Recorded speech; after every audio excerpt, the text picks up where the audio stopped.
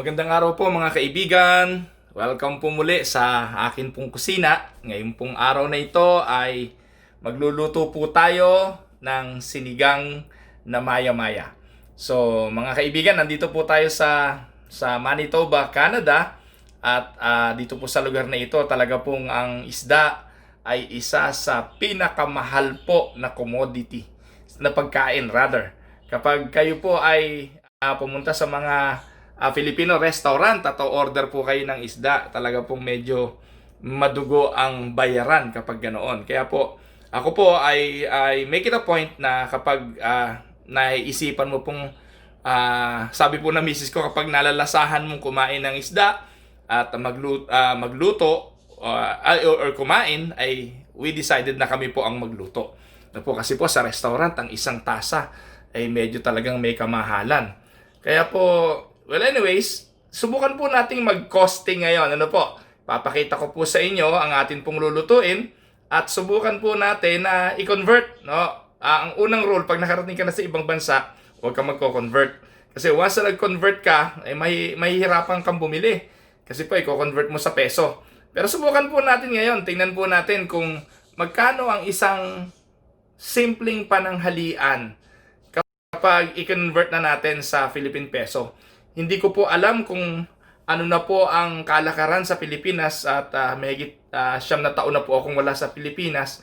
Ang huling memory ko po ng Pilipinas when it comes to going to palengke, noong araw ang presyo ng karne o ng baboy nung nasa Pilipinas po ako ay 140. Hindi ko po alam ngayon. Yung isda ho noon, yung bangus, nakakabili pa ho ng 60, ng 70 per kilo. Hindi ko po alam ngayon. So, ngayon po, ito yung nung nasa Pilipinas ako, yung maya-maya, medyo mahal po yun eh. Medyo mahal po yun. Yun po yung red snapper.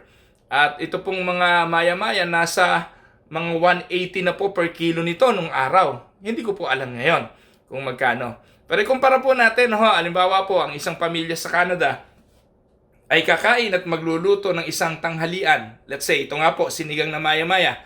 Magkano po ang magagasta para makapagluto ng sinigang? So, samahan niyo po ako mga kaibigan. Ayan, ito po ang atin pong lulutuin ngayon. Ito po yung maya-maya o yung tinatawag po dito na red snapper. Ayan. So, ang unang-unang costing nito, ayan, yung wild po ito. Wild snapper. Ayan. Sa Vietnam, ang pangalan po niya, Kahong B. I don't know kung ano yan. So, Bivalnius Sauvage. Yan po yung sa French. Siguro, French yan. Ito naman po yung Tagalog, maya-maya. So, yan. So, target, po nila target buyer po nila, iba't ibang lahi. Kaya, nilalagyan po nila ng label. Ito pong maya-maya na ito ay $7.99 a pound. So, ito po ay 2 pounds mahigit.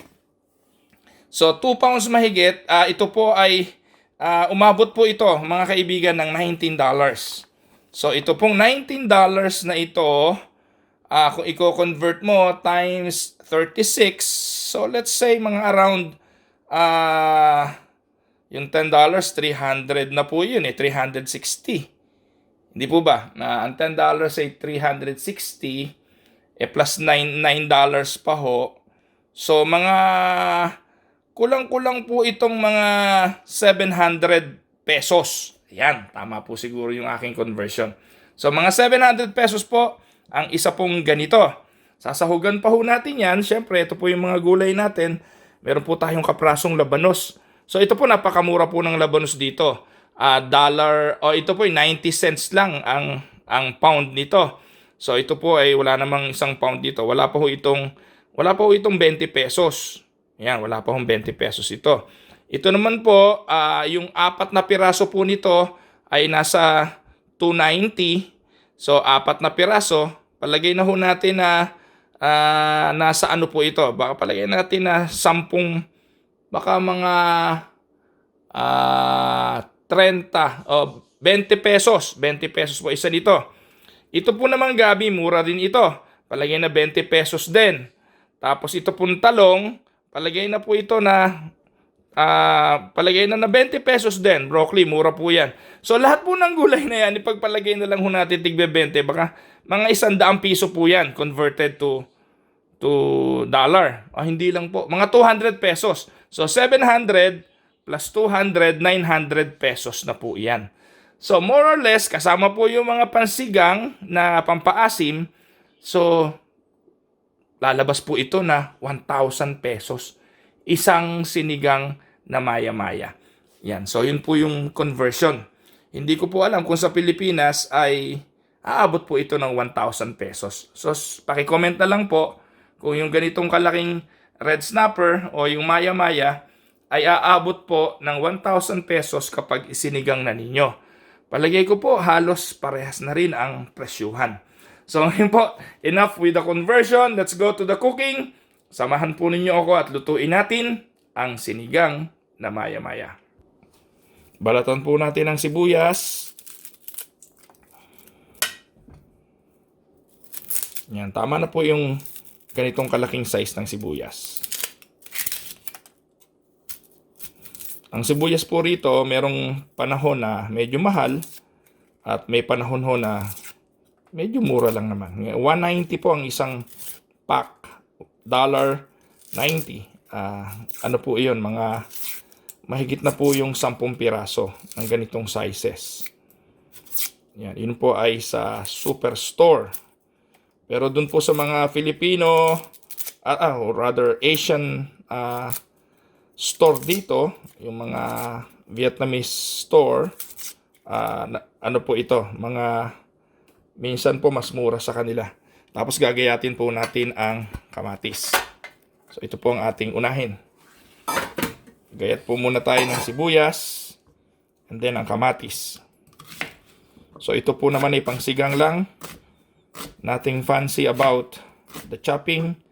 Just chop it like that. Ayan. Lagay po natin sa lalagyan.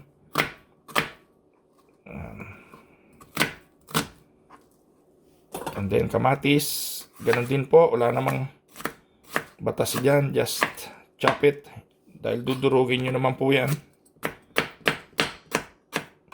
Ayan, lagay po natin dito sa ating pong lalagyan. Susunod po natin ay ang ating pong ginger, luya. Hugasan nyo lang po mabuti ang luya. Pagkatapos yung hugasan, huwag nyo na pong balatan. Yung pong iba, binabalatan pa, so ang suggestion ko po kapag ang inyong niluluto ay mga sweet and sour, yan, pwede nyo pong balatan. Kasi kinakain po natin ng luya kapag ganon. Pero pag dito po, di na, ewan ko po, kinakain nyo po ba ang luya kapag nagsisigang? Siguro po meron din, pero kami po, hindi naman namin kinakain ng luya kapag sinigang. Pampalasa lang ho talaga yan eh. Yan, so you can just chop it. Ganyan, para kumatas. Yung iba po, pinipit-pit pa nga ho yan para mas lalong kumatas. So, wala akong problema doon. Yun po, ito namang ating radish ay balatan po ninyo. Ito po yung gaikon eh. Ito po yung Korean radish. Hindi po ito yung Filipino na yung, di ba, yung Filipino medyo mahangyod ang amoy nun eh. Ewan ko po kung naintindihan nyo yung mahangyod sa Pilipino, sa Tagalog po, ang term na ginagamit namin doon, mahangyod. Kakaibang klaseng amoy po yun eh. Pero ito po, dahil ito yung Korean, pinipickled nga po ito eh, ng mga Korean. Pickled daikon. Masarap po ito, hindi po ito yung mabaho ang amoy. At ako po, paborito ko ito eh. So, ganyan lang po. Chop nyo lang ng ganyan. Take note, sinigang po ang ginagawa natin. Ha? And then put it here.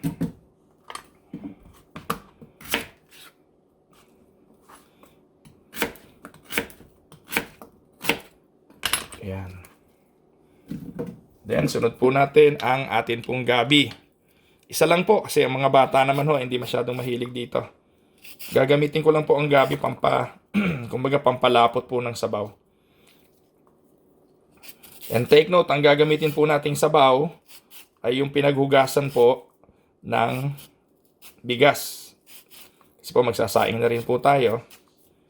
Yun pong pinaghugasan ng bigas, yun po yung gagamitin nating sabaw. Ginagawa nyo rin po ba yun? Paki-comment nga po kung ganun din kayo. Pero tayo po mga Filipino, ginagawa po natin yun eh. Kasi po yung sabaw, yung starch doon sa bigas ay nakakapagpalapot din po ng sinigang. Pero ang downside nun, kapag hindi nyo po agad na ilagay sa refrigerator, pagkatapos kung hindi niyo mauubos, malaki ang potential kinabukasan mapanis agad. Dahil po doon sa bigas. Kahit po medyo maasim, malaki ang tendency ng mapanis kesa doon sa hindi nyo ginamitan ng sabaw ng bigas. So, yun po yun. Ayan, clean as you go. Linis-linis po. Ayan.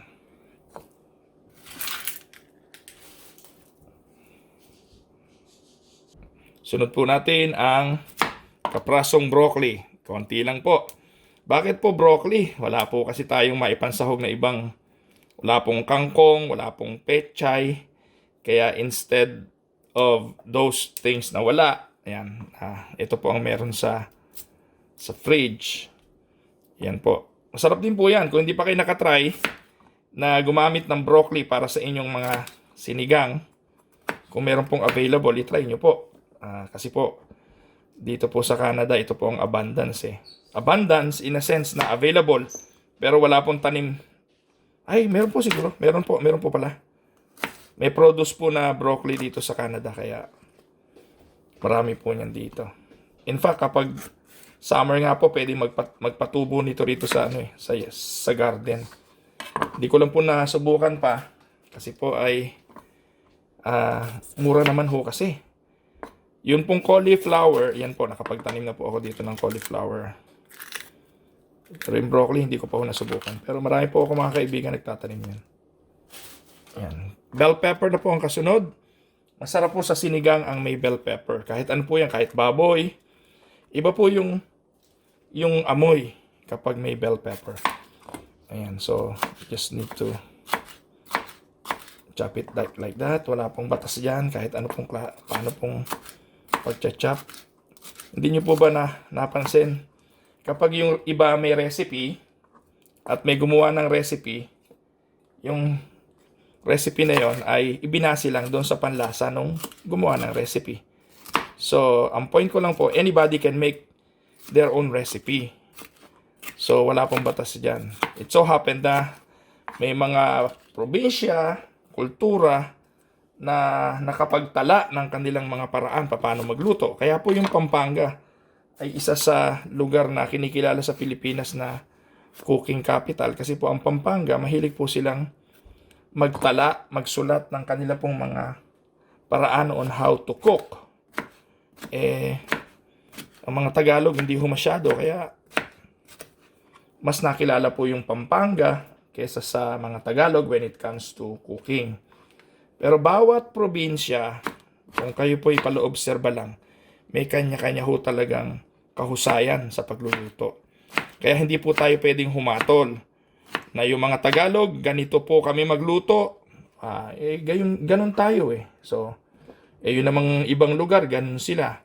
May mga lugar na nasasarapan sila sa pagkain ganun, pero tayo hindi. Like, ang mga Ifugao, yung mga taga-Cordillera, alam niyo po ba na meron silang kinakain doon, yung itag, yung tinatawag na itag. Yung pong itag ay karne na binuro. At talaga hong may mga magot. Intentionally, ay pinapabulok talaga nila yun eh. Kaya may mga uod na po talaga yun. Ang tanong, ikaw ay Tagalog, kaya mo bang kainin yon? So, basically, sabihin natin hindi. Dahil hindi tayo sanay doon. Pero, yung bagoong ng mga Tagalog, yung bagoong, nakakita na ko ba kayo ng gawaan ng bagoong? Talaga yung iba nun may mga uod din. Pero, parehas din lang naman, di ba? At saka, grabe ho sama din ang amoy ng bagoong.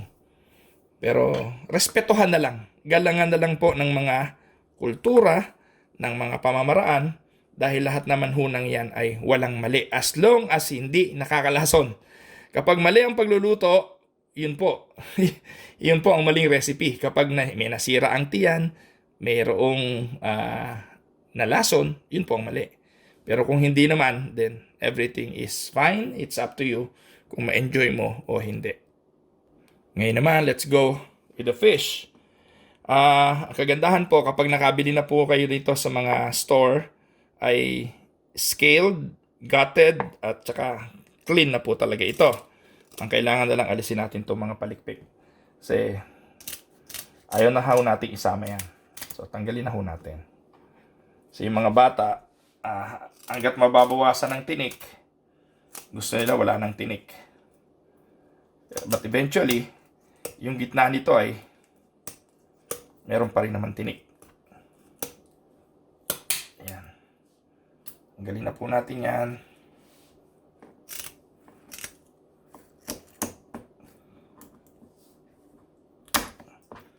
Yan. Na-imagine nyo po ba na itong isang maliit na maya-mayang ito ay 700 pesos.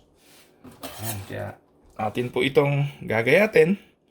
Siyempre yung ulo kay tatay yan. Kaya medyo yan. Isa. Kami po ay 6 ay 5. Isa.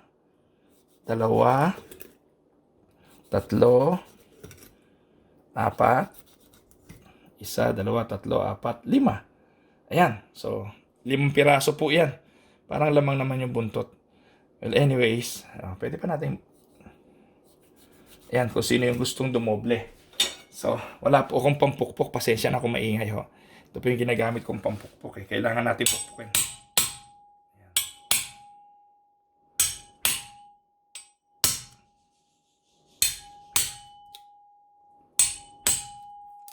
So baka mag-alarm yung bahay. Hindi ko pa pala disarm.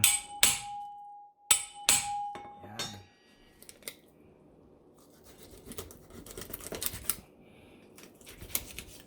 Yan. Ito niyo po yung pusta. Yan. So pwede na po siguro isang pusta. Isang tao. Ano po? Depende sa kakain.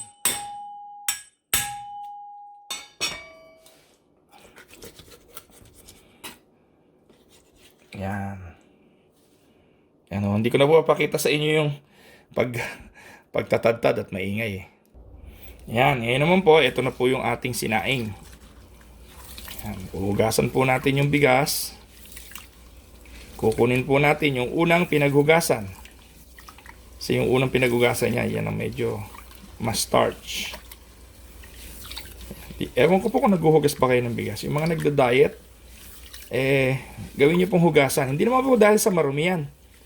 Ang point lang po dyan, binabawasan natin ng starch. Kasi po, yung pong starch ay carbohydrates. Yan po ang nakapagpapataba. Kaya, the more na hinuhugasan nyo yung bigas, nababawasan yung starch. Yan, hindi po dahil marumi. Kasi po, malinis naman po yan eh. At saka kung may bakterya man dyan, pagkulo nyan, patay na rin yan. Nga lang, talaga yun ang purpose. Pero po, ang mga restaurant, hindi po yung naghuhugas ng bigas. Pagkasalang po nila, diretso na yan. At nung araw po, sa mga handaan, nung kami po yung nagluluto sa mga handaan, yung karanas na po ba kayo magluto sa talyase? Yung malaking kawali. Yun, hindi po yun hinuhugasan. Yun po ay diretso na. O yung sa kalderong malaki, diretso na po ang bigas doon. Well, yung iba, you can probably say na hindi, kami naghuhugas pa rin. Again, depende po sa inyo. Pero kami po sa Cavite, yung iba po sa amin, hindi na po naghuhugas kapag maramihan. Yan, salin po natin sa malaking kasirola yung atin pong sabaw. O yan, marumi nga ho, may sako. Ayun yung pinaglagyan. Pinaglagyan ng bigas.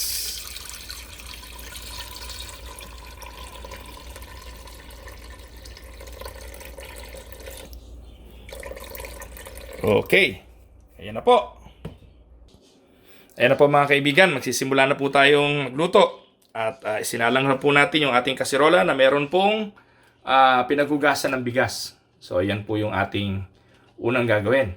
So medyo pakukuluan lang po natin yan. Pero again, wala naman pong problema kung isasabihin nyo na pong pakuluan yung atin pong sibuyas, kamatis at luya. Ayan. Para po medyo maluto na. sabay na po sa pagkulo. Ang aking pong mga anak ay medyo mahilig din sa maanghang. Lagyan po natin ng, ito po hindi kasi masyado maanghang. Hindi ko po alam kung anong klaseng chili to eh. So ayan po, lagyan natin. Para po habang kumukulo ay meron na pong spice. Takpan po natin. Lagyan na rin po natin ng konting patis para po may lasa na habang kumukulo. Yan. Habang kumukulo, lagyan na rin po natin yung gabi kasi pampalapot po yan eh. Lagyan na natin yung gabi.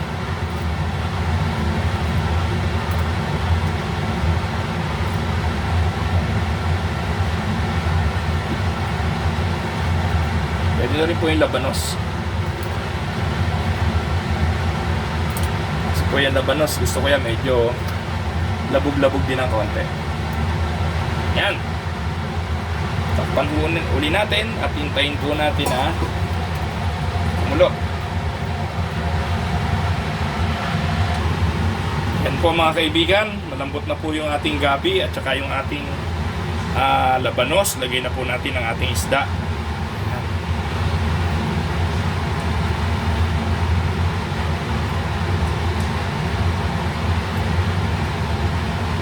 Ganda po ng pusta oh.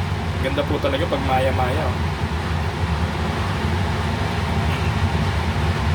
So naka-anim na pusta po tayo.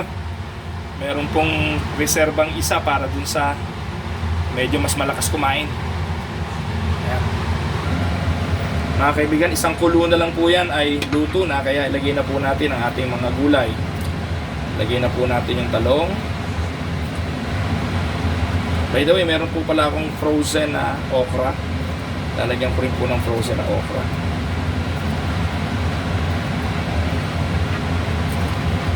Lagay na rin po natin ng broccoli. Isang kulo lang naman po yan eh. Pag kulo po niya, lalagyan na natin ng pang-asim and that's it. Ito po yung frozen na okra. Ayan. Whole baby okra. Alam niyo po ba na mas paborito ko itong frozen kaysa dun sa fresh? Kasi po, dito sigurado kayo na walang halong magulang. Pag bumibili po ako nung medyo yung hindi frozen, meron pong nandadaya minsan, naglalagay po sila nung magulang. Ito po sigurado po kayo lahat po ito mura. At yung freshness, ganun pa rin naman lang. Hindi naman po nagbabago. Siguro nga lang yung iba talagang sanay sila dun sa fresh. Pero dito po ay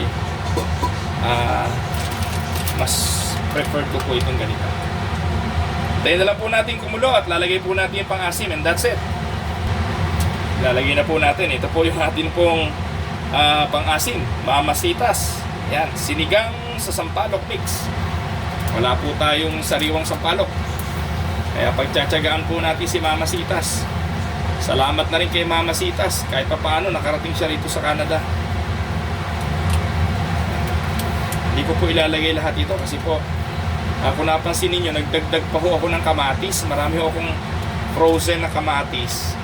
Nung pinapakuluan ko po kanina, nagdagdag pa ako ng 2 pirasong kamatis para po makadagdag po sa asin.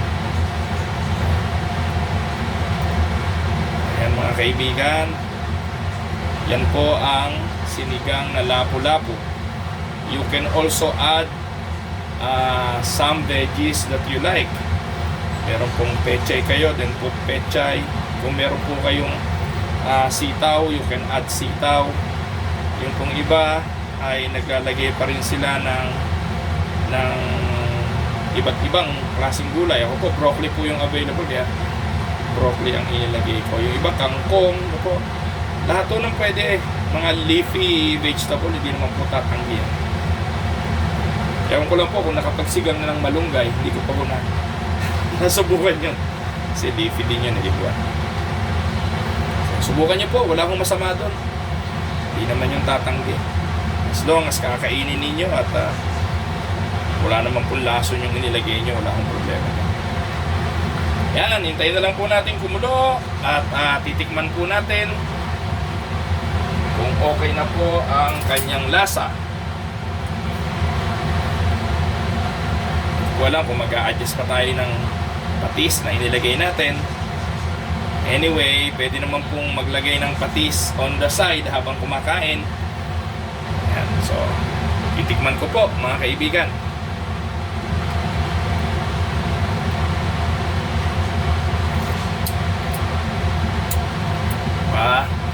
Para po sa akin, okay na yung asim na to eh. Okay na po sa akin yon. Pero kung kayo po ay mas mahilig sa maasim, siguro po yung isang pack ng mamasitas okay sa inyo. Pero sa akin po, halos 3/4 lang yung nilagay ko. Kasi po maasim na nga po yung kamatis. So ayan mga kaibigan, titigil ko na po ang video sa oras na ito at I hope ay nag-enjoy kayo sa atin pong video ngayong araw na ito. Ipagpaumanhin po ninyo kung recently ay hindi po tayo nakakapag-upload ng maraming videos. Pero nagpapasalamat po ako sa mahigit na pong 4,000 subscribers natin. Thank you po for subscribing at I hope nakakatulong sa inyo yung mga videos natin, yung mga how-tos, yung how to cook kimchi, how to make kimchi, how to make daing na galunggong, yung mga how-tos. Marami po tayo dyan mga tutorial videos on how to cook. I-search nyo lang po sa atin pong mga videos at papasalamat po ako sa inyo sa patuloy ninyong pagsuporta at paniniwala. Lagi ko lang po pinapaalala na ang kondisyon ng ating puso, ano man ang ating ginagawa ay nakakaapekto sa resulta nito. Kaya po dapat ang puso laging masaya, laging positibo, lagi pong merong pananaw na maganda dahil aminin natin o hindi, makakaapekto to sa resulta kahit na po how noble your intention. Kapag hindi maganda yung intention ng puso o kapag hindi tama ang kondisyon ng puso, makakaapekto yun. So again, maraming salamat at kung bago ka lang sa channel ko, please do subscribe and kindly click the notification bell para po ma-notify kayo kung meron pa tayong susunod na videos. Maraming pong salamat. Take care at ingat-ingat po sa pandemic at meron pa po tayong pandemic ngayon at ingatan po nawa kayo ng ating Diyos. God bless everyone.